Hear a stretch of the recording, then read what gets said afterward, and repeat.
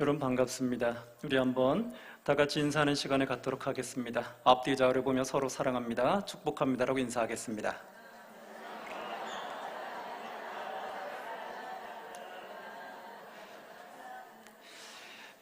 한 번 더 반갑게 웃으면서 인사하겠습니다. 우리 교사원 신예배 잘 오셨습니다 하고 인사하겠습니다.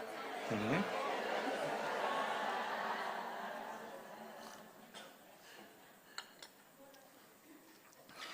네, 우리 교사분들 한번 손 한번 잠깐만 들어줘 보시겠어요? 우리 교사 선생님. 네, 많으시네요. 저 뒤에도 앉아 계시네요. 네, 예, 감사합니다. 오늘 이렇게 교사원 신예배를 통해서 하나님 말씀을 듣고자 이 자리에 나오신 모든 분들을 주님의 이름으로 축복하고 사랑합니다. 오늘 교사원 신예배를 통해서 하나님께 주시는 오늘의 말씀을 듣도록 하겠습니다. 오늘의 말씀은 교사로의 세우심이라는 말씀입니다. 우리 한번 9절 말씀을 함께 봉독해 봅니다. 9절 말씀. 하나님이 우리를 구원하사 거룩하신 소명으로 부르심은 우리의 행위대로 하심이 아니요 오직 자기의 뜻과 영원 전부터 그리스도 예수 안에서 우리에게 주신 은혜대로 하심이라. 아멘. 오늘 말씀을 통해 보면은 하나님이 우리를 구원하사 거룩하신 소명으로 부르셨다라고 말씀하고 있어요. 우리는 하나님께서 우리를 구원했다라는 걸로 끝나는 분들이 많이 있어요. 그래, 하나님 날 구원하셨고 난 구원받았으니까 그래, 나는 이제 하나님 잘 섬기고 신앙생활하면 되지. 그리고 또는 나는 구원받았으니까 이제는 내 마음대로 생활해도 되지 라는 생각을 하신 분들이 많이 있어요. 근데 오늘 말씀을 통해서 보시면 우리를 구원하사 거룩한 소명으로 어떻게 했다고요? 부르셨다. 그러니까 우리를 그냥 구원하시고 끝낸 것이 아니라 구원하신 후에 우리를 거룩한 소명으로 불렀다라는 거예요. 믿으십니까? 아멘. 근데 많은 분들이 뒤에까지 잘 안 가세요. 나는 그냥 구원받은 걸로 끝내시려고 하고, 구원받은 이유는, 하나님이 우리를 구원하신 이유는 하나님의 소명을 이루게 하기 위한 거라는 그 목적을 잊어버린다는 거예요. 그럼 하나님이 우리를 구원하신 이후에 우리를 거룩한 소명으로 부르셨는데 그럼 우리에게 어떤 소명을 주셨을까요? 그걸 알아야지 제대로 구원받은 자답게 살아가지 않겠습니까? 여러분, 소원이란 뜻은 무엇입니까? 성경에서 말하는 소원은 우리 사람이 하나님의 뜻에 따라 그 명령에 순종해 살아가는 것을 소명이라고 말해요. 하나님이 우리에게 명령하신 것을 이루어가는 삶, 그 소명이죠. 그럼 하나님이 우리에게 이루어가는 삶, 이루기를 원하는 삶이 무엇인지를 깨달아야 되겠죠. 9절 말씀 다시 한번 보시면 하나님이 우리를 구원하시고 우리에게 소명을 주셨는데 그 이유는 무엇이냐면 우리의 행위대로 하신 것이 아니라 오직 자기의 뜻과 영원 전부터 그리스도 예수 안에서 우리에게 주신 무엇대로 하셨다? 은혜대로 하셨다. 하나님이 우리를 구원시키셨어요. 우리에게 소명을 줬어요. 그것은 우리의 행함, 우리의 삶을 보시는 것이 아니라 하나님의 뜻 가운데 우리 부르셨고 우리에게 소명을 주셔서 하나님의 은혜를 드러내게 하기 위함이다라는 거예요. 오늘 우리가 교사 헌신 예배를 드리잖아요. 그럼 우리 교사로서는 하나님이 우리를 구원해 준 이유가 무엇일까라는 걸 찾아가시면 되고, 또 우리 기타 성도님들은 하나님 나를 구원하신 이유는 무엇일까라는 걸 찾아가시면 돼요. 우리를 왜 구원했는지 그 이유를, 소명을 찾지를 못하시면 우리는 그리스도인답게 사는 게 매우 어려워져요. 어떻게 사냐면 나답게 사는 경우가 많아요. 난 나야, 이런 거죠. 하나님의 말씀과는 전혀 거리가 먼 나만의 신앙생활. 그러다 보니까 하나님의 뜻이 드러나는 것이 아니라 자꾸 내 뜻이 드러나려고 하죠.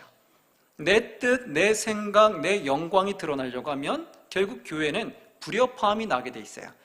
하나님의 뜻에 우리가 순종할 때 한 목소리가 되고 한 생각이 되고 한 마음이 돼서 하나님의 영광을 이룰 수 있고 매우 편안하고 매우 행복하고 즐거운 신앙생활을 할 수 있어요. 그런데 우리가 하나님의 소명, 뜻도 모르고 내 뜻대로 내가 하고 싶은 대로 신앙생활을 해버리면 이제 성도들 간에 부딪히기 시작을 해요. 그래서 교회가 아주 혼란스럽고 시끄러워지죠. 분명히 똑같이 하나님께 구원받았고 하나님의 소명을 감당하는데 왜 부딪힐까요? 하나님의 소명을 똑같이 받았으면 똑같이 그 길을 걸어가면 조용히 가야 되는데 왜 시끄러울까요? 그것은 우리가 소명을 모르는 분들 때문에 일어나는 불협화음이라고 보시면 돼요. 누군가는 소명을 아시고 그 길로 걸어가시는 진실한 분들이 계실 거예요. 근데 누구는 그 소명을 전혀 모르고 나는 구원받았다 해서 교회는 나오지만 어떻게 하나님이 날 왜 부르셨는지, 무엇을 하기 원하시는지 그걸 잘 모를 때는 교회에 와서 자꾸 내 뜻대로 내 생각대로 신앙생활을 하려고 하더라는 거죠. 그러니까 부딪히게 되는 거예요. 우리는 이제는 하나님 나를 구원했다라는 것에서 끝나는 것이 아니라 왜 구원했다고요? 하나님의 소명을 이루게 하기 위함이다 라는 걸 아셔서 이제 구원받은 자로서 어떻게 살아가야 할지를 오늘 말씀을 통해 깨달아서 그렇게 신앙생활을 다 같이 하기를 주의 이름으로 축원합니다. 이렇게 우리에게 소명을 주셨는데 이걸 통해서 어떻게 되느냐? 10절 11절에 보면 바울은 이렇게 말합니다. 10절에 한번 보시면 이제는 우리 구주 그리스도 예수의 나타나심으로 말미암아 나타났으니 그는 사망을 패하시고 복음으로서 생명과 썩지 아니할 것을 드러내신지라. 11절 내가 이 복음을 위하여 선포자와 사도와 교사로 세우심을 입었노라. 아멘. 자, 여러분 잘 보시면 이제는 우리 구주 예수의 나타나심으로 말미암아, 이건 뭘까요? 예수님이 이 땅에 오신 이유가 무엇인지를 먼저 알아야 된다는 거예요. 그리고 예수님이 이 땅에 오신 이유를 먼저 알아서 그 예수님이 무엇을 행하셨는지를 알아야 된다는 거예요. 오늘 말씀해 보니까 사망을 패하셨대요, 그분은. 그리고 어떻게 했냐? 생명과 썩지 아니할 것을 드러냈대요. 생명과 썩지 아니할 것, 무엇을 말하죠? 영생. 근데 무엇으로서 그렇게 했다고요? 복음으로써. 여러분, 그러면 복음으로써 영생을 드러내셨다. 여러분, 이 복음이 그럼 무슨 말일까요? 우리가 많은 분들한테 우리 복음 전해야죠 이러잖아요. 우리 복음 사명 받았으면 복음 전해야죠. 그럼 여러분, 복음이 무엇일까요? 복음은요, 하나님이 세상을 이처럼 사랑하사 누구를 보내셨어요? 독생자를 보내시고 독생자로 말미암아 모든 사람들이 멸망하지 아니하고 어디에 이루게 되는 거예요? 영생에 이르게 한다. 그게 하나님 아버지 뜻이죠. 그래서 그 복음 사역 중에 예수 그리스도의 핵심으로 들어가죠. 왜요? 이 세상을 사랑하기 때문에 구원하기 위해서 누굴 보내셨어요? 예수 그리스도를. 예수를 보내셨기 때문에 예수 그리스도는 우리를 구원하기 위한 메시아로 오시죠. 우리를 구원하기 위해서 예수님 십자가에 달려 돌아가시죠. 그 십자가의 죽으심으로 말미암아 우리의 죄를 사해해 주셨고, 그래서 우리는 그 십자가의 복음을 받아들임으로 말미암아 구원에 이르게 되는 거죠. 예수님께서는 내가 곧 길이요 진리요 생명이니 나로 말미암지 않고는 하나님 아버지께로 갈 자가 아무도 없다라고 얘기하죠. 왜냐하면 하나님께서 예수님을 보냈고 예수님을 통해 우리를 구원시켰기 때문에 우리는 예수님을 통해서 하나님을 만날 수 있는 거예요. 믿으십니까? 아멘. 그러면 우리는 그렇게 말하죠. 예수님을 만났으면 이제 우리는 예수님처럼 살아갈 수 있겠구나, 천사처럼 살아갈 수 있겠구나 라고 생각할 수 있는데 그렇지 않죠. 왜 그렇지 않을까요? 구원받은 자는 다 천사처럼 살아야 된다라는 게 보통 세상 사람들의 생각이에요. 그래서 우리는 교회 다니는 사람 하면은 세상 사람들은 다 이렇게 봐요. 야, 교회 다니는 사람 다 착하지 않아? 교회 다니는 사람들 거짓말도 할 줄 모르고, 교회 다니는 사람 늘 정직하고 진실해, 늘 성실하고. 그런데 어느 날 보니까 교회 다니는 사람들이 거짓말을 하고 있는 거예요. 어느 날 보니까 교회 다니는 사람들이 불성실한 거예요. 어느 날 보니까 교회 다니는 사람들이 서로 싸우고 있는 거예요.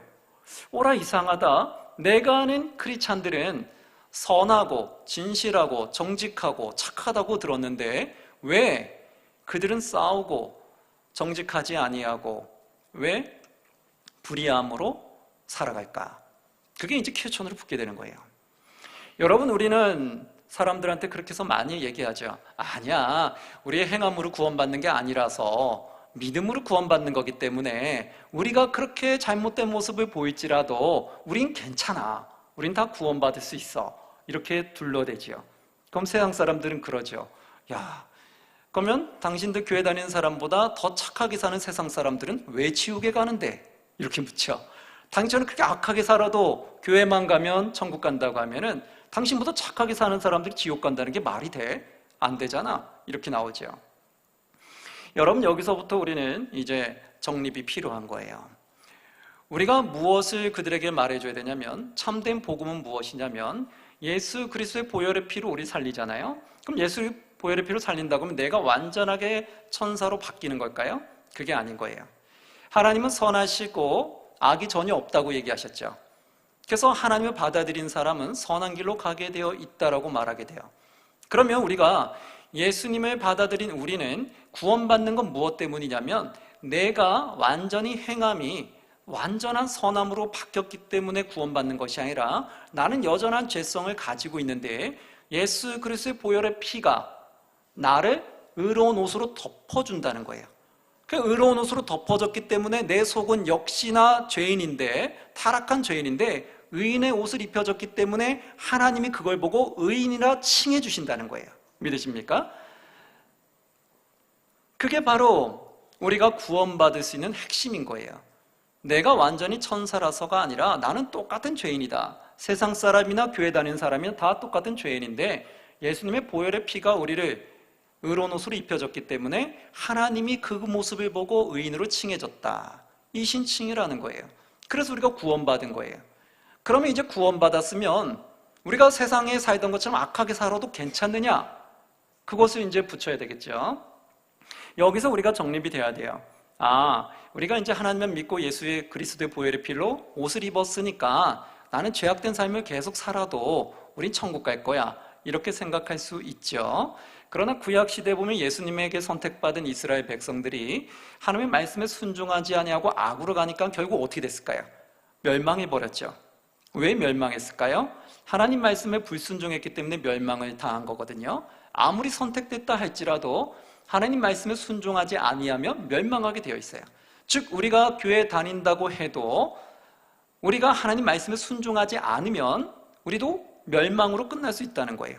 즉 다시 말하면 하나님 앞에 갈 수가 없을 수 있다는 거예요. 그럼 그게 대체 무슨 말이냐? 하나님은 선하신 분이고 악이 전혀 없어요. 그리고 우리는 하나님을 우리 안에 모셨어요. 그럼 선하신 분을 모셨잖아요. 그럼 이제 어떻게 되냐? 하나님 말씀에 순종하면, 하나님 말씀은 선하기 때문에 말씀에 순종하는 자는 선한 길로 갈까요? 악한 길로 갈까요? 당연히 선한 길로 가죠. 그렇다고 100% 선한 것이 아니라 선한 길로 가게 되어 있다는 거예요. 그럼 내가 하나님을 믿기 전, 예수님을 영접하기 전에 악의 길을 걸어가고 있었다면 선한 말씀을 통해서 악의 길을 회개하게 되어 있어요.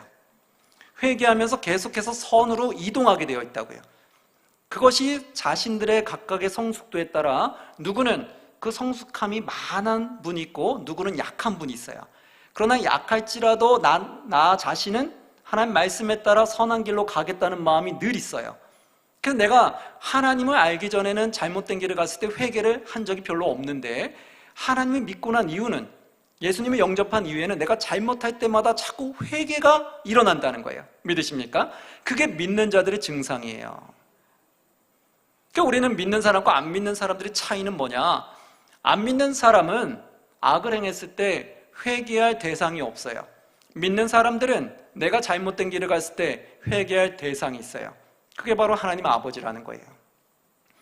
그래서 믿는 사람은 늘 악의 길로 가지 않으려고 발버둥치게 되어 있어요. 그게 아름다운 거예요. 그게 하나님을 참된 주인으로 믿는 자들의 모습이라는 거예요. 그럼 교회 안에서도 그럴 수 있겠죠. 교회 안에서도 하나님을 믿었어요. 그럼 믿는 분 중에 우리는 당연히 하나님 말씀에 따라 순종해야 된다고 하면 악을 버리고 선으로 가려고 노력을 하겠죠. 그런 모습들이 다 모여 있으면 그러면 교회는 참 평화롭고, 그리고 교회는 참 기쁘고 감사하고 즐거운 일이 가득할 거예요. 그런데 여기서 교회는 다닌다고 하는데 하나님 말씀에 순종할 마음이 없으면 악의 길을 걸어가는 데 있어서 회개를 안 한다는 거예요. 즉 뭐냐면 교회 다니는데 교회에서 내가 악한 행동을 하고 있는데 많은 사람들에게 피해를 주는, 해를 주는 행동을 하고 있는데 그 행동을 반성을 안 한다는 거예요. 이해됩니까? 회개를 안 해요. 분명히 교회 다녀. 그런데 분명히 많은 사람들한테 피해를 주고 있어요. 교회가 지금 시끄러워지고 있어. 힘들어지고 있어. 그 당사자 때문에. 근데 그 당사자는 회개를 안 한다는 거죠. 왜 그럴까요? 그게 바로 하나님 말씀에 순종하지 않는다라는 거예요. 순종하지 않는 것은 세상 사람들과 똑같다는 거예요. 세상 사람들과 똑같다는 것은 마지막 때에 하나님께 멸망의 인도를 받는다는 거예요. 그래서 우리는 세상 사람들과 믿는 사람의 차이는 똑같이 부족한 죄인이지만 우리는 악의 길에서 벗어나려고 늘 회개를 통해서 성숙한 단계로 넘어간다. 성화의 길로 가는 과정 속에 있다. 세상 사람들은 그런 게 전혀 없다. 그래서 세상 사람들은 아무리 착하게 살아도 구원받을 수 없는 이유는 하나님이 봤을 때는 모든 인간 피조물들이 다 죄인인 거예요. 우리가 봤을 때 누가 더 큰 죄를 졌다, 누가 더 적은 죄를 졌다 말할 수 있지만 하나님 보시기엔 다 죄인들이라고요. 그렇기 때문에 하나님 보시기엔 다 멸망의 대상들이에요. 그래서 멸망의 대상들이기 때문에 그걸 구원해 주시기 위해서 보내신 분이 누구예요? 그게 바로 예수 그리스도인 거예요. 그게 복음인 거예요. 그 예수 그리스도 통해서 그를 믿는 자가 구원받는 거고, 구원받은 자는 이제 선한 길로 가기 위해서 하나님이 부르신 그날까지 성화의 과정으로 가는 거예요. 그게 믿음이 있는 자의 모습이에요. 믿음이 없는 자는 성화의 과정으로 갈 생각을 안 해요. 그래서 신앙생활을 10년, 20년, 30년을 했는데도 여전히 똑같아. 자신의 잘못된 습관, 세상에서 했던 잘못된 행동, 말, 그 모든 것들이 20년, 30년이 지났는데 똑같이 행동하고 있는 거예요. 똑같은 거친 말, 상대방에 상처 주는 말, 상처 주는 행동, 이런 것들을 똑같이 20, 30년이 지났는데 똑같이 하더라는 거예요. 만약에 우리가 구원받은 자로서 하나님 말씀에 순종한다고 하면 몇 년 차는 과도기가 있지만 10년, 20년, 30년이 되면 그 다음은 성숙해지는 과정들이 생기는 거예요. 그래서 신앙생활 오래 하신 분들은 본이 되는 모습으로 가는 게 당연한 거예요. 그게 안 된다면 그게 부끄러운 거예요. 우리가 그걸 알고 쫓아가야 되는 거예요. 그래서 세상 사람들은 아무리 착하게 살아도 예수님의 보혈의 피로 구원받을 수밖에 없는데 예수님의 보혈의 피를 받지 않았기 때문에 세상 사람들은 아무리 착하게 살아도 구원받을 수가 없는 거예요. 왜? 그들의 행시도 우리가 보기엔 착하다 보이지만 하나님 보시기엔 똑같이 악하니까 50보 100보기 때문에 하나님 보셨을 때는 인간이 아무리 착하다고 해도 하나님한테는 구원받을 대상이 없어요. 그래서 세상에서 아무리 착하다고 해도 예수님의 보혈의 피로 옷 입힘을 받지 못한 분들은 누구도 구원받을 수가 없는 거예요. 믿으십니까? 이게 우리가 구원이기 때문에 매우 기쁜 거예요. 그래서 예수님 만난 게 정말 기쁜 이유가 바로 그런 거예요. 내가 여전히 부족하고 실수투성이지만 예수님을 만나지 않았다면 내가 어떻게 구원받을 수 있었을까? 그걸 내가 알면 알수록 참 너무 감사한 거죠. 그래서 여기서도 바로 11절에 보면 사도 바울이 이렇게 고백합니다. 우리 11절 함께 봉독합니다. 11절 말씀 시작.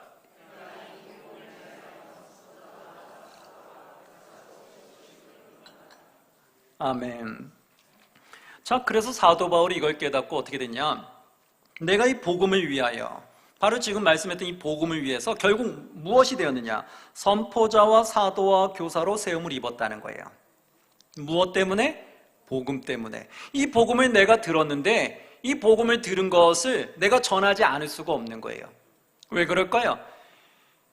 하나님이 예수님이 이 땅에 보낸 이유는 뭐라고요? 우리 살리기 위해서. 그래서 예수님은 이제 그 사명을 이어가기 위해서 누구를 부르셨어요? 우리를 부르셨죠. 그래서 처음에 제자들 어부제자 부를 때 뭐라고 말해요? 너희는 무슨 낚는 어부가 될 거라고 말해요? 그렇죠. 사람 낚는 어부가 될 거라. 그러니까 우리는 사람을 낚는 어부가 된다는 거예요. 즉 뭐냐면 하나님을 알지 못하는 자들이 하나님 천국 백성이 될 수 있도록 천국으로 인도하는 자가 되어야 된다는 거예요. 그리고 예수님께서 십자가에 달리신 다음에 또 부활하시고 나서 우리에게 뭐라고 말씀하셨어요? 아버지께서 나를 보내신 것처럼 나도 너희를 보내노라. 그리고 너희는 모든 민족을 제자로 삼아 아버지와 아들과 성령의 이름으로 세례를 주고 내가 너에게 분부한 모든 것을 가르쳐 지키게 하라. 아멘. 내가 세상 끝날까지 너희와 함께 있으리라. 여러분, 바로 예수님께서는 그 계속 사명을 이어가는 거예요. 예수님이 이 땅에 온 것도 우리를 구원하기 위해서고 예수님이 이제 이 땅에 없기 때문에 우리에게 그 구원의 사명을 우리에게 주셨다고요. 그게 하나님 아버지의 뜻이라는 거예요. 그게 우리를 구원한 소명이라는 거예요. 우리를 구원하고 우리에게 소명을 주셨다는 것은 그 아버지의 뜻은 바로 예수님의 사역을 계속 이어가기를 원하셨다는 거예요.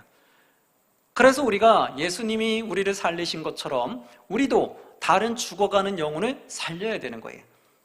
그게 끊어지면 복음 사역이 끊어지게 되는 거죠.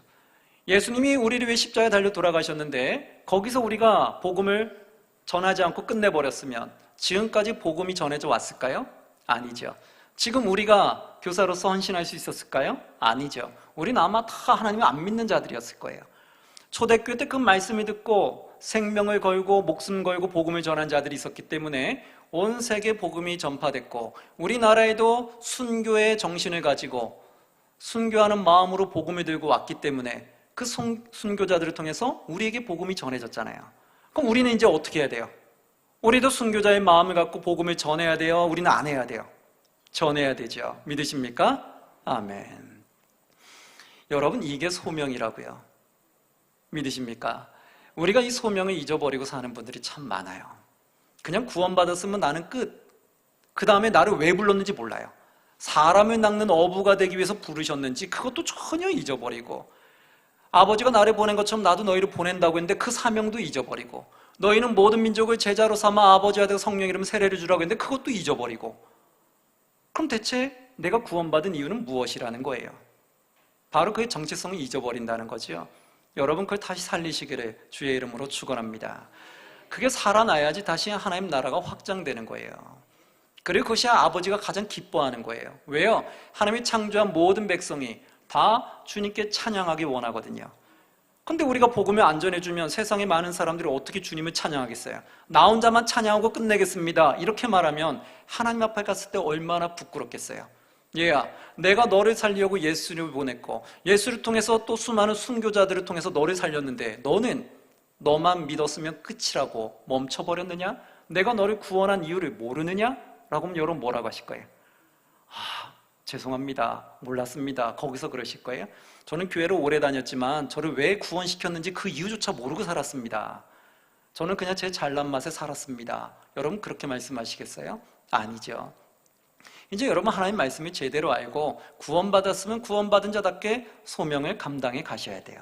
그것이 크던 작던 나의 능력에 맞게, 사도 바울은 그 복음을 알았기 때문에 본인이 그걸 멈추지 아니하고 전했다는 거예요. 그래서 오늘 말씀처럼 선포자와 사도와 교사로 자신은 그런 일을 감당해냈다는 거예요. 그럼 오늘 교사로 세움받은 분들은 바로 이제 왜 교사로 세움받았는지 이유를 아시겠죠? 무엇 때문에 세움을 받았을까요? 복음 때문에. 그럼 이제 그 복음을 어떻게 하라는 거예요? 전하라는 거죠. 우리 교사로 세움받은 분들은 누구에게 그 복음을 전하는 거예요? 우리 다음 세대 아이들에게 복음을 전하시는 거잖아요. 그래서 복음을 전해서 그들이 누굴 만나야 돼요? 하나님 만나야 되죠. 예수를 영접해야 되죠. 그래서 무엇을 소유해야 돼요? 천국을 소유해야 되겠죠. 그래야지 우리 아이들이 천국 백성이 되는 거잖아요. 여러분 교사 왜 하십니까? 그냥 내가 교사 됐으니까 교사합니까? 아니죠. 나에게 맡겨진 영혼, 다음 세대들을 어떻게 하기 위해서? 구원시켜서 천국을 소유하게 하기 위해서라는 걸 잊지 마시기 바랍니다. 우리 아이들에게 천국을 소유하게 하면 이 아이들이 천국을 소유한 자로서 천국 백성답게 다시 살아갈 거 아니에요. 그들이 바로 이 세상의 빛과 소금이 되는 거라고요. 그들이 천국을 소유하지 않으면, 악으로 살아가면 빛과 소금이 될 수가 없는 거예요. 그래서 우리는 수많은 영혼들이 하나님 앞에 오도록 발버둥쳐야 돼요. 그래서 교사의 사명은 참 중요한 거예요. 그러면서 우리가 천국을 소유하면 이제 어떻게 돼요? 천국은 누구의 것이에요? 하나님의 것이죠. 그러면 천국의 주인은 누구예요? 하나님이죠. 우리가 천국 백성이 됐다는 것은 이제 누구의 말씀에 순종해야 될까요? 하나님 말씀에 순종해야 되는 거죠. 그럼 우리가 구원받은 자로서 천국 백성이 된 자, 천국을 소유한 자는 누구를 기쁘게 해야 될까요? 그렇죠. 하나님을 기쁘시게 해야 되죠. 믿으십니까? 자, 그렇다면 이제 우리 교사분들과 많은 성도님들은 하나님을 기쁘시게 하면 어떤 일이 일어날까요? 하나님을 기쁘시게 하면 그 다음부터는 모든 일들이 일어나기 시작해요. 우리가 하나님 나라와 의를 위해 구하라. 그러면 너희 모든 것을 하나님께서 주시리라 말씀하셨죠. 그러니까 우리는 먼저 하나님의 소명을 감당하면 하나님이 기쁘시게 하는데, 하나님 나라와 의를 위해서 힘을 쓰면 하나님이 우리의 필요한 모든 걸 채워준다는 거예요. 여러분, 우리 교회가 계속해서 성장하기 원합니까? 당연히 성장해야죠. 교회가 성장하지 않고 무너지면 이 세상은 빛과 소금이 끝나버리는 거예요. 계속해서 복음이 전파돼서 하나님을 알지 못하는 자들이 하나님 앞에 와야 돼요. 그래야지 이 땅에 하나님의 영광이 드러나는 거예요. 그럼 우리가 그 복음을 전하고 하나님 나라가 확장되게 하기 위해서 어떻게 되냐? 하나님이 기쁘시게 해야 된다는 거예요. 그럼 하나님이 어떻게 기쁘게 하실 거냐? 어떻게 하나님이 기쁘게 하면 우리가 필요로 한 거를 다 채워주시고 부흥케 하실 거냐? 많은 교회들이 그렇죠. 우리는 부흥이 필요합니다. 부흥해야 됩니다. 그럼 어떻게 부흥해야 될까요? 우린 그래요. 야, 우리 뭐 다른 교회에서 좋은 프로그램 한다는데 그거 한번 가져와 볼까요? 어디는 그 프로그램 2개를 하다 보니까 그걸 통해서 많이 부흥이 됐다는데 우리도 한번 그 프로그램 갖고 와서 해볼까요? 이렇게 말하는 경우 있잖아요. 어느 보니까 어린 학교 아이들 대상으로 아동부 대상으로 뭐 이런 것들 프로그램을 열었는데 애들이 너무 좋아하더라. 그래서 아이들이 막 교회에 몰려오더라. 그래서 그게 그렇게 성장했다더라. 우리도 그 프로그램 갖고 와요. 가지고 와서 우리도 그렇게 적용해서 아이들이 그렇게 한번 하도록 해봐요. 그렇게 말할 수 있죠. 여러분, 그러나 중요한 걸 놓쳤어요. 여러분, 교회에서 나타나는 그 프로그램들은요, 어느 교회나 다 가져간다고 다 부흥되는 게 아니에요. 다 그런 것 같으면 지금 모든 교회가 부흥 안 될 교회가 어디 있어요? 그 프로그램만 가져가면 다 부흥되면 그렇지가 않아요. 프로그램 때문에 부흥된 것이 아니라 그 프로그램이 생겨나기까지에 나타나는 그 배경, 그렇게 나타나기까지 그들 안에서 이루어졌던 고민, 고심, 어떻게 하나님이 기쁘시게 할 건가, 어떻게 수많은 영혼을 구원할까 하는 그들의 고민들이 담겨져 있다는 거예요. 그 안에서 나온 고안들이 바로 하나님의 영광을 드러낸 거예요. 즉, 프로그램이 부흥을 나타낸 것이 아니라 하나님의 마음에 합당한 자, 하나님은 어떻게 기쁘시게 할 건가라는 그 마음이 하나님을 감동케 하시고 하나님이 축복을 내려준 거라고요. 믿으십니까? 우리가 생사화복은 하나님 주권하에 있다는 걸 믿으시죠? 우리 살리고 죽이고 복을 주고 저주를 주는 게 하나님 주권하에 있어요. 그러면 우리는 이제 답은 다 끝난 거예요. 하나님만 기쁘게 하면, 하나님이 주시기로 말하면 무한히 주실 수 있잖아요. 인간은 준다고 해도 한계가 있어요. 내가 가지고 있는 것 이상은 못 줘요. 하나님은 모든 것들을 전부 다 줄 수 있는 분이에요. 그래서 우리가 하나님에게 많은 축복을 받기를 원하면 먼저 하나님이 기쁘시게 하는 게 1차적으로 회복이 되셔야 돼요. 믿으십니까? 자, 그럼 하나님이 기쁘게 하면 어떤 일이 일어났을까요? 제가 한번 예를 들어 좀 말씀해 드릴게요. 제가 이제 신대원 1학년에 들어갔어요. 이제 서울에서 신대원 1학년에 들어갔는데, 신대원 1학년에 들어가고 나서 제가 첫 사역지를 갔어요. 근데 그 교회가 좀 1000명이 넘는 교회였어요. 근데 1000명이 넘는 교회인데 그 교회 딱 가니까 제일 먼저 하는 말이 그래요. 우리 교회는요, 통조림 교회예요. 이렇게 얘기하시는 거예요. 통조림 교회? 대체 그게 무슨 말일까? 전 잘 몰랐어요. 나중에 알고 봤더니 여러분, 통조림 교회는 완전히 그 안에 딱 갇혀 있어가지고요, 숫자가 변하지는 않는데 시간이 가면 갈수록 나이 드신 분들만 많아지고 젊은 세대는 어떻게 해요? 줄어든다는 거예요. 역삼각형으로. 근데 줄어들지만 나이 든 사람들이 많아지는 반면에 젊은 사람들이 줄어드니까 합치면 숫자는 같다는 거예요. 숫자는 같은, 예전에는 젊은 사람이 많았지만 시간이 가면 갈수록 나이 든 사람들이 이제 많아지고 젊은 사람들은 줄어들고, 그러나 숫자는 늘 1000명 넘게 일정하게 오는 거예요. 근데 세월이 지나니까 나이 드신 분들 위주로 이제 쫙 차 있는 거예요. 다음 세대가 안 보이는 거예요. 그걸 통조림 교회라고 하더라고요. 교인이 와르르 떠나간 건 아니에요. 그 교인이 숫자는 유지가 되는데 세월이 지나니까 역삼각형이 되더라. 이게 통조림 교회라는 거예요. 그래서 제가 갔는데 유년부를 맡았어요. 유년부 1, 2, 3학년을 맡는데 그 말을 하는 거예요. 우리 교회는 통조림 교회라서 시간이 가면 갈수록 계속 줄어듭니다.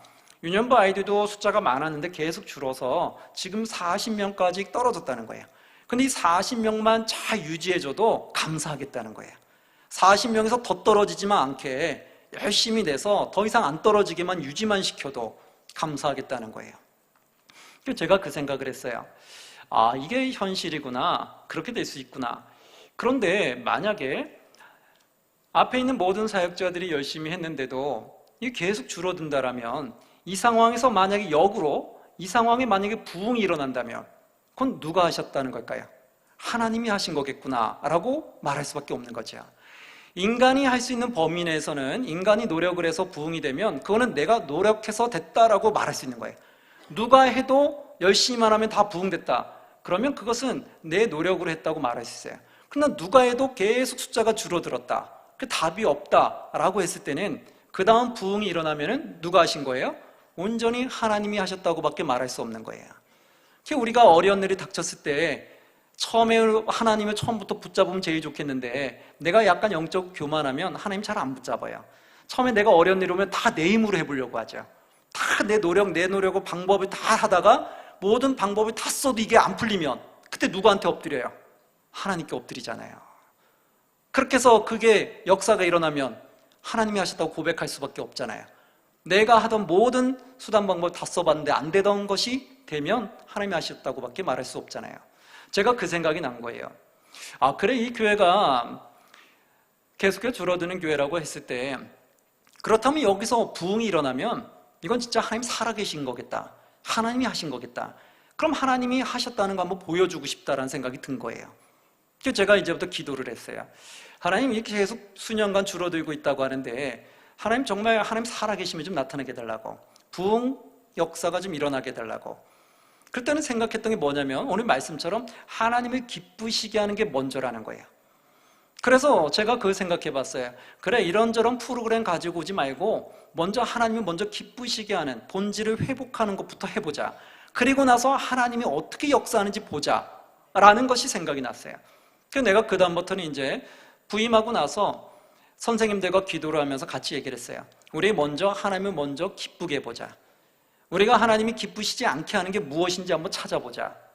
그래서 그걸 먼저 우리가 기도하며 찾아갔어요. 그래서 우리가 하나님 보시기에 지각하거나 이런 것들 다 보기 안 좋잖아요. 그래서 그 다음부터 지각이 싹 없어졌어요.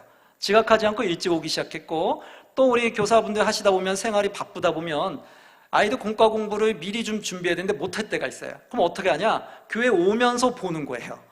서울에서는 이제 전철로 많이 이동하는데 지하철에서 그 안에서 이렇게 공과를 막 흩어보고 와가지고 애들한테 반짝 전해주는 거예요. 여러분은 그럴 때 있잖아요. 바쁘면 아침에 살짝 보고 집 나오기 전에 살짝 봤다가 교회 오거나, 교회 조금 일찍 와서 살짝 보고 공과 공부 인도하거나 그럴 때가 있거든요. 하나님 기뻐하실까요? 아니죠. 그 영혼을 사랑한다면 어떻게 그럴 수가 있어요? 그거 다 없앴어요. 미리미리 준비하도록 했고, 또 아이들을 사랑한다면 어떻게 돼요? 아이들에게 사랑, 관심과 사랑이 있어야 되잖아요. 그럼 어떻게 해야 되겠어요? 그 아이들에게 항상 전화하도록 했어요. 그리고 반 맡은 선생님들에게 매일같이 그 아이들을 위해서 기도하게끔 했어요. 그 아이들 해봤자 몇 명 되겠어요? 10명, 많아야 20명이잖아요. 그럼 그 아이들 10명 정도 이름 부르면서 기도하는 거 시간 그렇게 오래 안 걸리거든요. 그럼 매일같이 한 10분, 20분, 30분 잡아놓고 20, 30분 동안은 나에게 맡겨진 영혼들을 위해서 한번 기도해보자 했어요. 이름 불러가면서 기도해보자.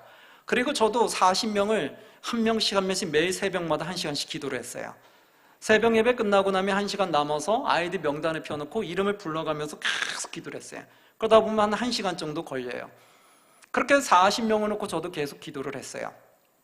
그리고 나서 아이들한테 선생님들이 관심을 가져주기 시작했고, 일찍 오기 시작했고, 아이들 오기 전에 앞에서 쭉 줄 서서 아이들이 환영하고 맞이하고 끌어안아주고, 그렇게 해서 하나님이 기쁘시게 하는 것, 하나님이 싫어할 만한 것들을 회개하고 버리고 하나님이 기뻐하도록 기쁘시게끔 그렇게 우린 노력을 했어요. 그러고 난데 어떤 일이 생겼을까요? 40명으로 시작을 했는데 그 중반이 지났어요. 6개월이 지났어요. 이제 후반기가 접어들었는데 아이가 몇 명이 됐을까요? 우리 앞에서 다 그렇게 열심히 했잖아요. 그렇죠? 그럼 열심히 했으면 애들이 뭐 조금 늘었을까요? 유지가 됐을까요? 현상 유지만 돼도 잘했다고 하잖아요. 그렇죠? 아이들 빠지지만 안 해도 잘 됐을 거예요. 근데 6개월이 지나고 가을이 됐는데 아이들 출석이 80명을 넘었어요. 믿으십니까? 아멘. 누가 하셨어요? 하나님이 하셨죠. 제가 프로그램 갖고 들어갔나요? 아니죠. 무엇을 했죠? 누구를 기쁘게 해드리려고 노력했죠? 그렇죠. 하나님이 기쁘시게 하려고 노력했는데 하나님이 감동받으시니까 하나님이 역사하시더라는 거예요. 놀라운 기적이 일어났어요. 그 교회가 100년이 넘은 교회였거든요. 그 100년이 넘으면서 노인분들이 많았기 때문에 그런 말들이 있었는데 거기서 100년 넘은 역사 가운데 이런 일이 일어난 거예요. 계속 100년 넘게 줄어들다가 아이들 40명이 1년 안에 80명이 넘어버린 거예요. 출석으로 그걸 찍고 나서 그 다음부터 놀라운 일이 생겼어요. 여러분, 프로그램은요, 사람이 많아지면 자연스럽게 생겨나게 돼 있어요. 그래서 처음부터는 프로그램을 가지고 도용하려고 하는 것이 아니라 먼저 본질이 회복되는 게 중요하다고 봅니다. 하나님, 교회가 성장하려면 여러분 어떻게 될까요? 여러 교회에서 하는 수많은 프로그램 가지고 오면 교회가 성장할까요? 아니요. 교회가 하나님이 기쁘시게 하는 모습이 없으면 어떤 프로그램을 들고 와도 성장이 안 됩니다. 믿으십니까? 그럼 뭐부터 회복하면 될까요? 교회가 하나님이 기쁘시게 하는 모습으로 변화되시기를 주의 이름으로 축원합니다. 그러면 여러분 놀라운 부흥이 일어나요. 사람의 인간적인 생각을 내려놓으시고 내가 하나님 보시기에 내가 하나님이 기쁘게 하는 모습을 하고 있는가, 그것부터 보세요. 우리 교사로서 나는 하나님이 기쁘게 하는 교사의 모습을 가지고 있는가, 나는 부장으로서 하나님이 기쁘시게 하는 모습을 가지고 있는가, 그걸 먼저 생각해 보세요. 그걸 먼저 회복하셔야 돼요. 그게 회복이 안 되는 상태에서는 어떤 프로그램을 가지고 와도 안 돼요. 왜? 내가 하나님의 마음을 아프게 하는 행동들을 하고 있으면서 프로그램만 가져온다고 그게 됩니까? 그걸 이끄는 내 영혼이 악하고 타락했는데 내 영혼이 순수해야지 주님이 역사하시는 거죠. 그래서 여러분, 내가 타락한 상태에서는 어떤 프로그램을 가져와도 절대 될 수가 없는 거예요. 제가 거기서 경험을 했어요. 경험을 하고 나서 이제 그 다음에 또 다른 교회를 가게 됐어요. 다른 교회를 갔는데 거기는 이제 고등부를 맡게 됐어요. 중등부, 고등부 따로 있는데 거기도 1000명이 넘는 교회였어요. 근데 거기는 고등부가 50명 정도가 나왔어요. 그럼 여러분, 중등부 아이들이 교회 나오기가 더 쉬울까요? 아니면 대입 수능 시험을 앞두고 있는 고등학생들이 교회 나오는 게 더 쉬울까요? 중등부죠. 둘 다 어렵지만 그래도 고등학생이 더 어렵죠. 왜? 대입 시험을 앞두고 있기 때문에 예배 자리에 착실하게 나온다는 게 쉽지 않아요. 근데 제가 고등부를 맡았어요. 중등부 맡았으면 조금 나았을 텐데 왜 하나님 고등부 주셨는지 모르겠어요. 그럼 저는 이제 한번 해본 게 있잖아요. 계속해서 역삼각형 가는 교회에서 하나님 역사가 나타났잖아요. 이제 조금 뭔가 배짱이 생겼잖아요. 아, 방법을 찾았다. 한번 또 해보자, 이 생각이 든 거예요. 이 교회에서도 프로그램 가져오지 말고 하나님을 기쁘시게 할 수 있도록 어떻게 하면 될까, 그걸 연구하면서 선생님들과 함께 풀어가 보자. 그걸 해봤어요. 그래서 거기서 같이 또 했어요. 어떻게 해야지 하나님이 기뻐하실 건가, 기뻐하기 위해서 우리가 지금 어떤 모습으로 나아가야 되는가, 아이들은 어떻게 사랑해야 되는가, 어떻게 관리해야 되는 건가, 그거를 우리는 찾아가면서 또 노력하기 시작했어요. 50명이 시작했는데 또 1년이 됐어요. 1년이 넘었을 때 그 50명 되는 고등학생들이 몇 명이 또 나오게 됐을까요? 예, 100명이 넘었어요. 믿으십니까? 아멘. 그거는 여러분, 그 교회 데이터가 다 있기 때문에 제가 속일 수가 없는 거예요. 제가 출석부에도 다 예전에 했던 거에 다 있기 때문에 그건 그대로 말할 수밖에 없어요. 50명 나왔던 고등학생들이 100명이 넘어버렸어요. 1년 만에. 그러니 이건 누가 했다고 밖에 말할 수 없어요. 하나님만이 했다고 말할 수 없죠. 왜? 그 중등부는 숫자가 별로 큰 차이가 없었거든요. 제가 유년부를 맡았을 때도 다른 소년부, 유치부, 중등부, 고등부 다 있었지만 거기는 1년이 지나도록 숫자가 비슷하고 조금 늘거나 이랬는데 저처럼 40에서 80이 된 경우는 없었거든요. 제가 또 다른 교회에서 고등부 50명을 맡을 때 중등부는 그 숫자에서 별로 그렇게 큰 변동이 없었는데 1년 만에 여러분 큰 변동이 있으면 얼마나 있겠습니까? 몇 년이 지나야지 그래도 어느 정도 있다고 하면 아, 그럴만하다 하겠죠. 그러나 1년 만에 50명 나오던 고등학생이 100명이 나왔다고요.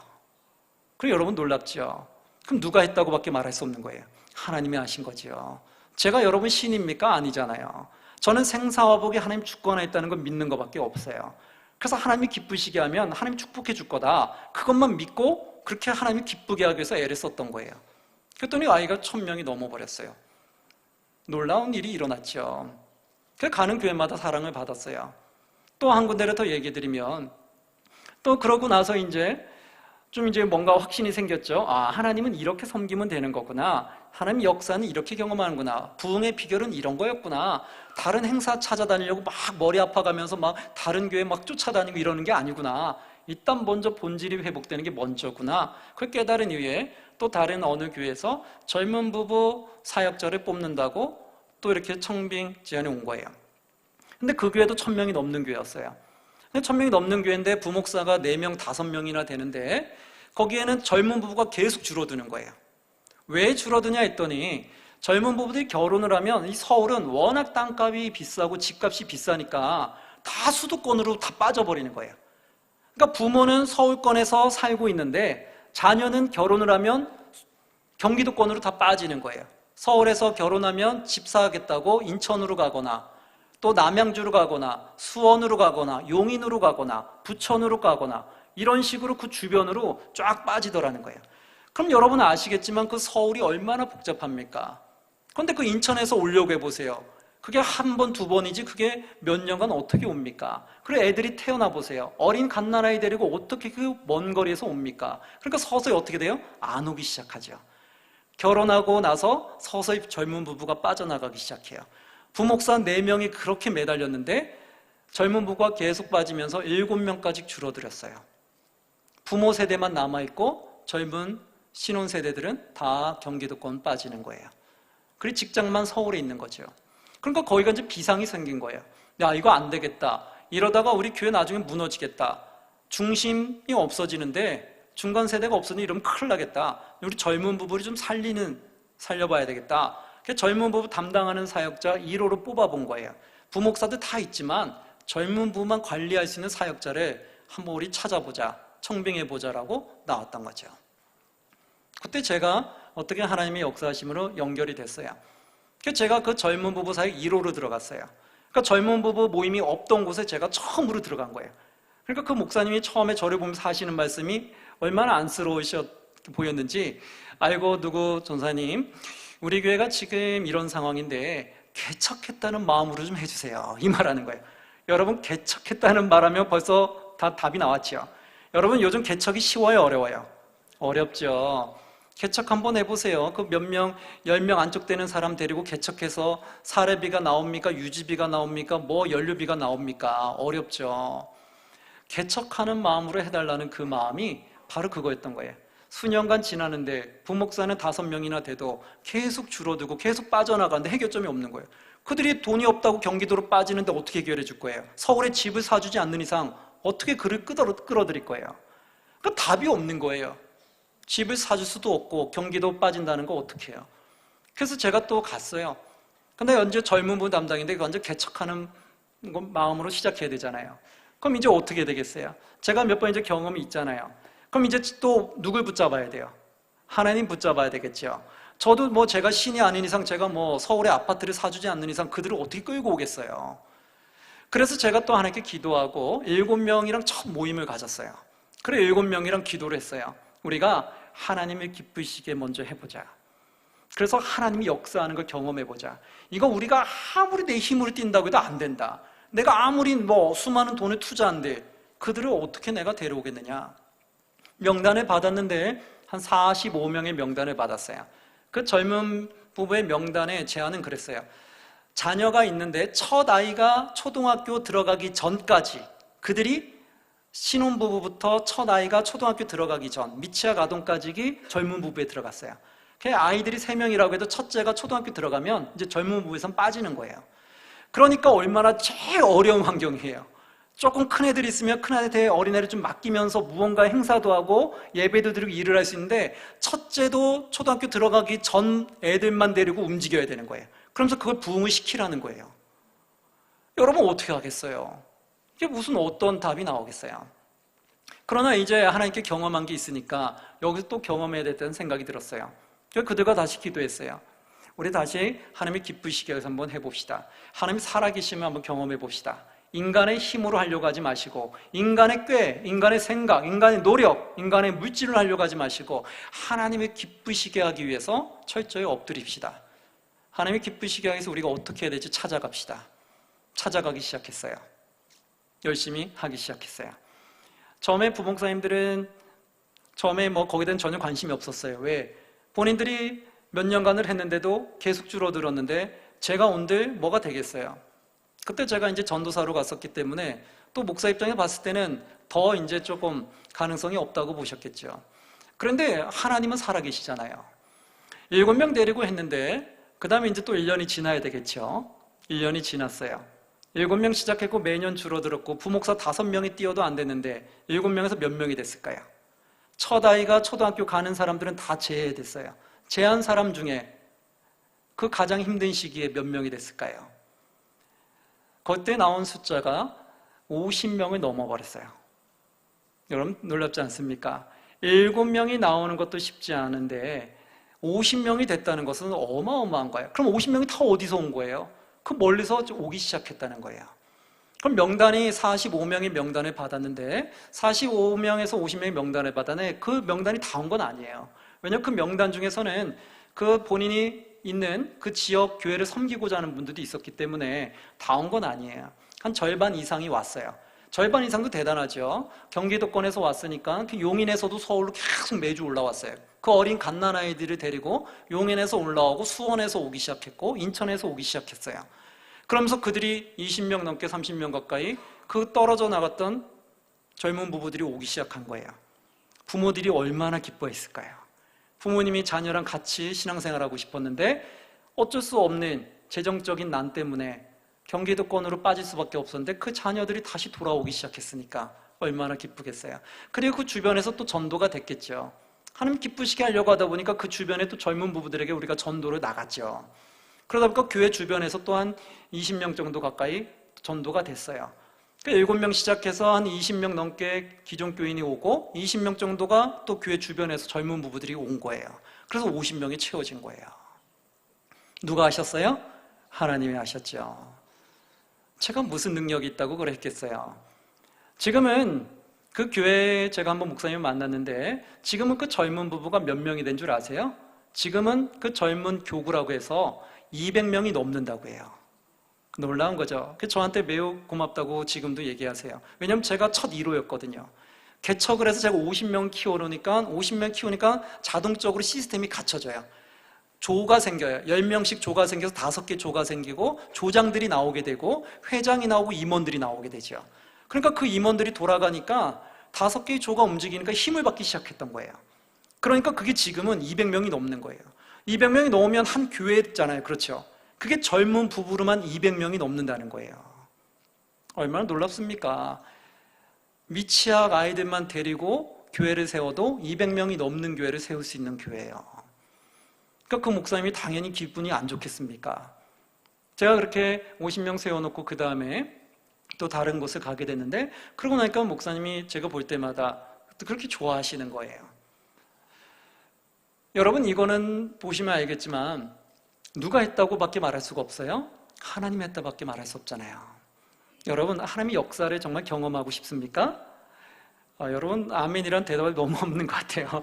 우리 여러분 하나님의 역사를 정말 경험하고 싶습니까? 아멘. 다시 한번 크게 화답해 봅니다. 하나님의 역사를 경험하기 원하십니까? 아멘. 믿은 대로 되지어다. 아멘. 여러분 믿으면 됩니다. 여러분 우리가 하나님의 마음을 기쁘게 하지 않는 교회는요 절대로 성장할 수가 없어요.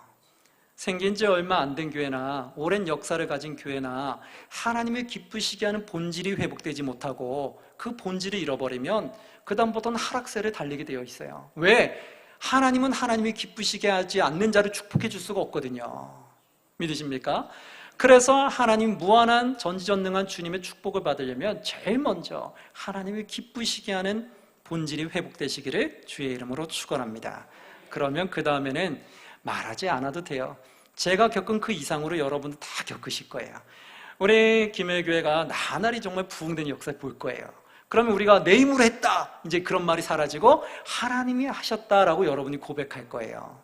그러면 이 김해교회가 얼마나 이제 나날이 갈수록 풍성해지겠어요. 그런 날이 있어야 되지 않겠어요? 그래서 여러분 김해교회가 이 김해 지역에서 여러분이 본이 되는 모범이 되는 그러한 교회를 우뚝 서면 얼마나 좋겠어요.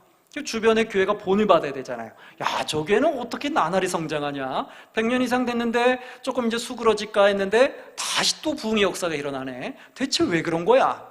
갔더니 하는 말이 그런 거죠. 우리는 규모 따져서 프로그램 쫓는 게 아니라 우리는 하나님 본질 쫓아가고 있습니다. 그래서 하나님이 하신 거예요. 이렇게 우리가 고백하면 그 다음 수많은 교회들이 뭘 따라갈까요?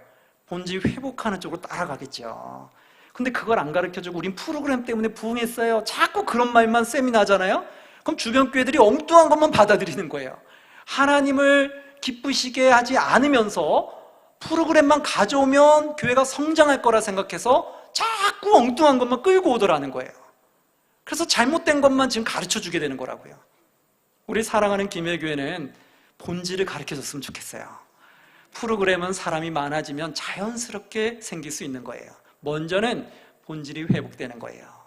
그거 이 주변 교회에 알려져서 이제 이 주변 교회가 우리 김해교회를 보면서 프로그램을 어떻게 하면 찾아갈까 거기에 연구하는 것이 아니라 어떻게 하면 그 본질을 회복하는 것을 닮아갈 수 있을까 그 닮아가서 이 김해 지역이 나날이 부흥되기를 주의 이름으로 축원합니다.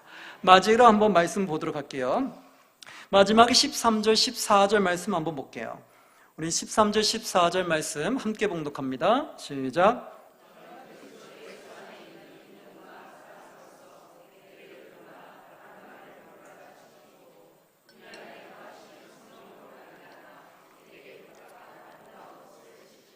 아멘. 자, 여기에 이제 핵심이 들어갔죠. 이제 이 내용을 다 알고 이 말씀을 보면 이 말씀이 확 들어올 거예요. 제가 한번 다시 봉독하면 13절 보시면 너는 그리스도 예수 안에 있는 무엇으로? 믿음과 사랑으로서. 그렇죠. 여러분 하나님이 하신다는 걸 믿으십니까? 아멘. 생사화복이 하나님 주권에 있는 걸 믿으십니까? 아멘. 내 힘으로 하면 안 되지만 하나님을 의지하면 된다는 걸 믿으십니까? 아멘. 그게 믿음이에요. 그 믿음과 무엇으로? 사랑으로. 하나님은 어떤 분이시다? 하나님은 사랑이시다. 그래서 하나님을 내 마음에 모시면 우리가 나에게 맡겨진 영혼들을 사랑 안 할 수가 없어요. 우리가 교사로서 우리 다음 세대 아이들을 사랑하지 않으면 누가 사랑해 주겠어요? 그래서 우리가 그 믿음을 가지고 나에게 맡겨진 영혼들을 사랑할 줄 알아야 돼요. 그래서 믿음과 사랑으로서 내게 들은 바 바른 말을 본받아 지키고, 바른 말을 본받는 건 무엇이 기본이 된 거예요? 하나님 말씀이 기초가 된 거겠죠. 하나님 말씀이 기반으로 된 그 바른 말을 본받아서 뭐 해라? 지키라는 거죠. 즉 하나님 말씀이 지키면 우리는 어떤 길로 가요? 악의 길로 가요? 선한 길로 가게 돼 있어요. 선한 길로 가게 돼 있죠. 완벽한 천사는 될 수 없지만 선한 길로 가려고 노력하게 되어 있어요. 그리고 14절 우리 안에 거하시는 무엇으로 말미암아? 성령으로 말미암아 너에게 부탁한 무엇을 지켜라? 아름다운 것을 지켜라. 아멘. 우리에게 부탁한 게 무엇이에요? 아버지의 소명은 뭐예요? 복음. 그 복음을 전하기 위해서 우리 무엇을 세웠어요? 교사로서. 복음 전하라고 교사 세운 거예요. 그냥 나는 교사로서 폼 좀 내겠다 그렇게 세운 거 아니고요. 내가 봉사를 많이 하니까, 내가 좀 인물이 잘생겼으니까, 내가 좀 물질이 있으니까 나 교사 세웠다 이거 아니라고요. 교사는 왜 세웠다고요? 복음 전하라고. 누구에게? 우리 아이들에게. 그래서 그 아이들이 무엇을 소유하게 만들어요? 천국을 소유하게. 천국을 소유하는 자는 누구를 기쁘게 한다고요? 하나님이 기쁘시게. 그래서 우리 교사들이 먼저 하나님이 기쁘시게 하는 삶으로 먼저 회복하시고요. 그 다음 우리 아이들이 하나님이 기쁘시게 하는 자가 되면 그 아이들의 앞에 인생은 누가 또 끌어가실까요? 하나님이 끌어가겠죠. 그럼 요셉과 같은 아이들이 나타나게 될 거고 다윗과 같은 인재들이 나타나게 된다라는 거예요. 그거는 하나님이 하시는 거예요. 얘야 너 공부 열심히 해. 새벽부터 일어나서 밤 해 떨어질 때까지 잠잘 때까지 너는 무조건 공부만 해. 그래야지 너는 훌륭한 사람 될 거야. 그게 아니라 얘야 너는 하나님을 기쁘시게 하는 사람이 돼야 된다. 너는 공부를 왜 해야 되는지 아니? 하나님을 기쁘시게 하기 위해서 너는 공부를 열심히 해야 되는 거야. 그 공부를 통해 하나님을 기쁘시게 한번 해보렴. 아이들이 하나님이 기쁘시게 하기 위해서 무엇을 해야 되는지 그렇게 방법을 다시 잡아주세요. 모든 것들은 하나님을 기쁘시게 하기 위해서 모든 것들이 동기부여가 된다는 걸 꼭 그렇게 연결해줘야 돼요. 그럼 이제 우리 아시잖아요. 우리 하나님 앞에 예배들이 왜 나와요? 하나님이 기쁘시게 하기 위해서. 우리가 왜 열심히 신앙생활합니까? 하나님이 기쁘시게 하기 위해서. 우리가 왜 열심히 정직하게 직장생활합니까? 하나님이 기쁘시게 하기 위해서. 우리가 왜 열심히 돈을 법니까? 하나님이 기쁘시게 하기 위해서. 우리가 왜 건강을 챙깁니까? 하나님이 기쁘시게 하기 위해서. 왜? 내 건강에 이르면 내가 하나님 복음 전하고 싶어도 못 전하잖아요. 나에게 물질이 없으면 복음 전할 때 여러분 해보신 분은 알 거예요. 물질이 꼭 들어가게 돼 있어요. 누군가 복음을 전하려면 뭐라도 좀 사줘야 돼요. 근데 내가 물질이 없으면 사줄 수가 없다고요. 그래서 내가 물질을 많이 버는 이유도 하나님 기쁘시게 해서 번다고 하면 번 걸 가지고 하나님 기쁘시는 것을 사용할 거 아니에요. 그래서 그렇게 바뀌어야 돼요. 모든 나의 삶이 하나님이 기쁘시게 하기 위해서 내가 최선을 다한다는 그 삶으로 바뀌셔야 돼요. 그러면 하나님이 놀랍게 역사할 거라고 믿습니다. 여러분 요셉이 노예로 팔려갔는데 그 노예가 애굽의 총리가 될 거라고 누가 믿었겠어요? 못 믿었잖아, 그렇죠? 못 믿는 일이 생겨났죠. 누가 하셨기 때문에? 하나님이 하셨기 때문에. 다윗이 누가 그 나라의 왕이 될 걸 누가 알았어요? 목동에 불과했고 막내에 불과해서 부모로부터도 별로 그렇게 인정 못 받았던 아이. 사무엘이 기름을 부어줄 때 다윗은 이름에도 못 올라갔던 아이. 그런데 그 다윗이 훌륭한 왕이 됐죠. 누가 세웠어요? 하나님이 세웠죠. 우리 아이들 지금 가르칠 때, 이 아이가 지금 뭘 할 수 있겠어? 라는 생각이 들 수 있어요. 이 아이 지금 너무 말썽꾸러기고, 공부도 잘 못하는 것 같고, 이 개구장이가 뭘 잘하겠어? 라고 할 수 있죠. 하나님을 만나게 해주시고, 이 아이가 하나님이 기쁘시게 만들어 놓으시면, 그러면 나중에 하나님이 이 아이를 요셉처럼 놀랍게 쓰시리라 봅니다. 다윗처럼 놀랍게 들어 쓰시리라 믿습니다. 아멘. 우리 그러한 믿음을 가지고 교사로서의 세우심, 사명, 소명을 확실하게 붙잡고 늘 끝까지 주님 부르시는 그날까지 승리하시기를 주의 이름으로 축원합니다. 아멘. 기도하시겠습니다. 사랑과 은혜가 많으신 하나님 아버지, 오늘 말씀을 통하여 하나님이 어떻게 역사하시고 살아계신 깨닫게 주님 감사합니다. 우리를 왜 교사로 세우셨는지 깨닫게 주님 감사합니다. 하나님이 우리에게 복음을 전파하셨고 복음을 받은 자로서 이제 복음을 전하는 자로서 주님의 소명을 감당해야 된다는 것을 깨닫게 되었습니다. 우리를 교사로 세우시니 진정으로 감사를 드립니다. 이제 다음 세대에게 우리가 진정한 복음을 전해줘서 그들이 천국을 소유할 수 있게끔, 그래서 하나님을 기쁘시게 하는 자가 될 수 있게끔 그렇게 우리가 세워나갈 수 있도록 저희들을 도구로 사용하여 주옵소서. 언제나 하나님 영광이 마음껏 무한히 나타나기를 간절히 소망하오며 사랑과 은혜가 많으신 예수 그리스도 이름으로 기도드리옵나이다. 아멘.